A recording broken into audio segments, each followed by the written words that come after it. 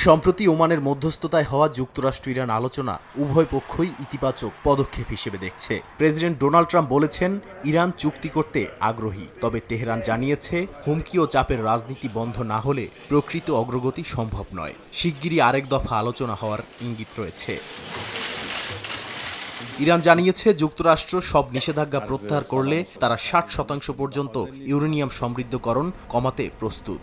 তেহরানের দাবি, এটি সম্পূর্ণ পারমাণবিক আলোচনার অংশ এবং অন্য কোনো ইস্যু আলোচনায় আসবে না। তবে ইরান স্পষ্ট করেছে, ইউরেনিয়াম সমৃদ্ধকরণ তাদের জন্য একটি রেড লাইন।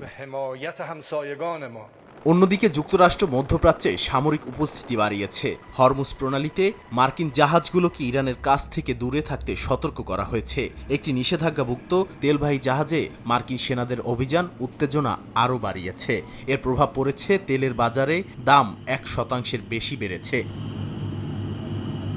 এই কূটনৈতিক টানাপোড়েনের মধ্যেই ইরানে চলছে অভ্যন্তরীণ দমনপীড়ন। ব্যাপক বিক্ষোভের পর হাজারো মানুষ গ্রেপ্তার হয়েছে এবং বেশ কয়েকজন সংস্কারপন্থী রাজনীতিক আটক হয়েছেন। এর মধ্যেই আটক হওয়া ইরানের নোবেলজয়ী শিরিন নার্গিস মোহাম্মদীর 7.5 বছরের কারাদণ্ডের খবরে ফ্রান্স গভীরভাবে উদ্বিগ্ন।